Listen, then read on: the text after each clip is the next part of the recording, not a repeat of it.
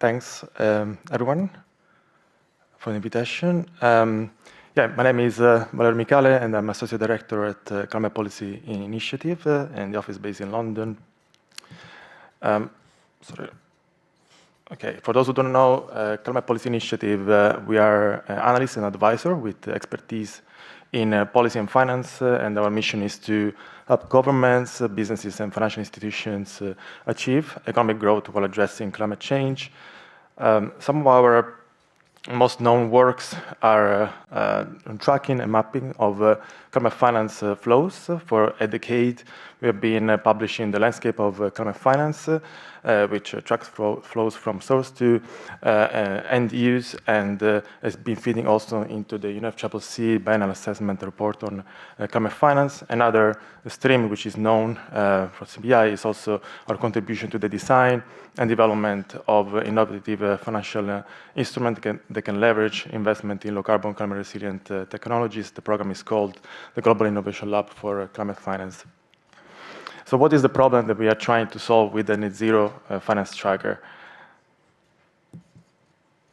As you can see from this slide as a background, it's based on the landscape data, and in the last years, there's been increase in amount of financing going to low-carbon, climate-resilient technologies, reaching 1.5 trillion. But this amount, despite the progress, still falls significantly short of the amounts needed for a transition to a 1.5 degrees aligned scenario, which requires 7.5 trillion investment every year.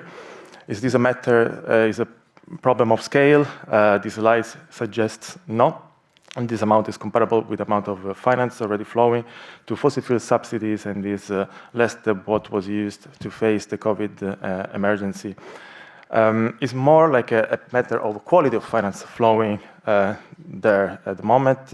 Most of the efforts in transition have been led by public sector finance, with private sector still failing to catch up. So how do we attract and scale up this investment from the private sector, in particular from financial institutions, which are the focus of the tracker that we are developing?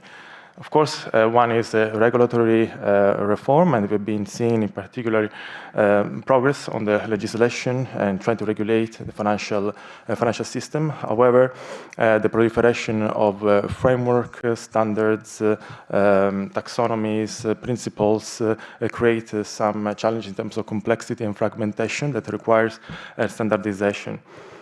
And another contribution to the transition can be better data, of course, and here we map a few, the many data initiatives that are out there that either focus on a specific data of the transition of financial entities, or they track the transition of specific financial institutions. So how do we bring all this together for a more comprehensive information?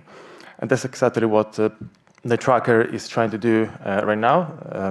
So basically, the tracker works as a tool to comprehensively assess the financial institution progress towards net zero, with the idea to better inform policymakers, investors, and advocacy organizations to create informed decisions. It monitors that by aggregating, standardizing, and benchmarking data from over 50 data sources, which are publicly sourced or privately sourced. These include, for example, CDP, PRI, MSCI, the observatory data, and many others.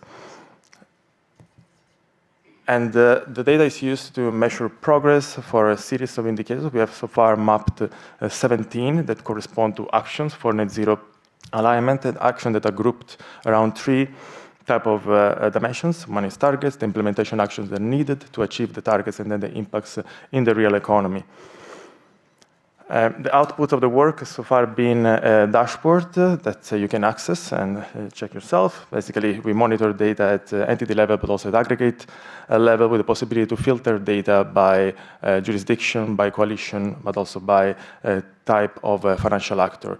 We also use the data to do our own analysis, and we recently released a report, a deep dive, looking into the state of European Pension Fund net zero transition.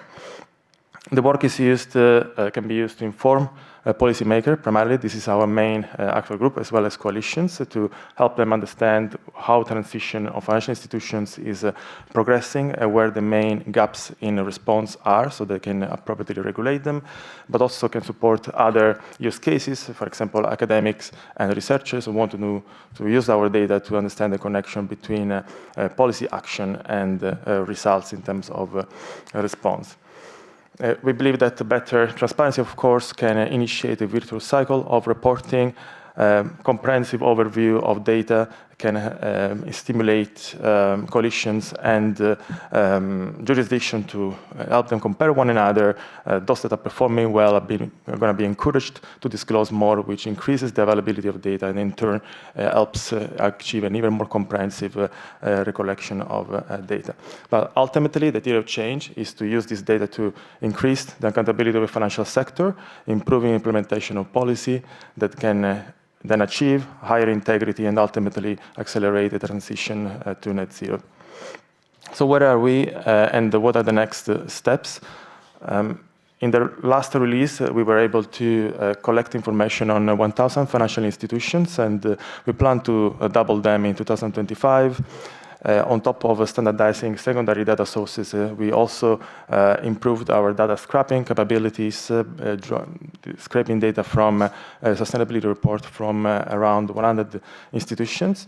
We also developed and implemented an approach to better link the real economy impact changes with financial institutions by looking into ownership structure, as illustrated on the left side of this slide, and the type of insights that this analysis gave us was, for example, that while banks are the financial institutions that more contribute to the investment in new assets in the real economy, in the power sector, it is asset managers that are indirectly contributing to the majority of such investment in the real economy. And these indicators in the real economy are those we plan to monitor over time to understand the contribution of financial institutions, both direct and indirect, in the deployment of capital for fossil fuel and clean energy. In terms of the work has been picked up by some high-level publications. So we have the OECD used our financial institutions' progress data in their review on aligning finance with climate goals, and the City of London has been using also our data for progress support ahead of the Net Zero Delivery Summit in the past 2 years. And our data, part of our data also feeds into the WRI's System Change Lab. So what are the potential areas of support and cooperation?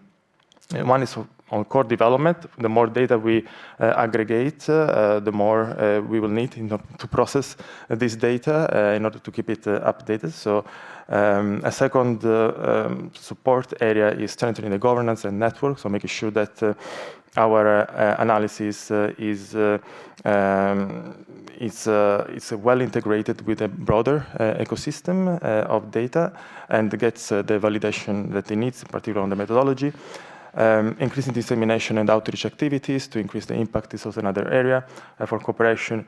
Expanding analysis and reporting with deep dives. We would really like to do more of this analysis, similar to those that we did for the pension funds, focusing, for example, on specific regions like emerging economies of financial actors, and then the improvement of metrics and related benchmarks.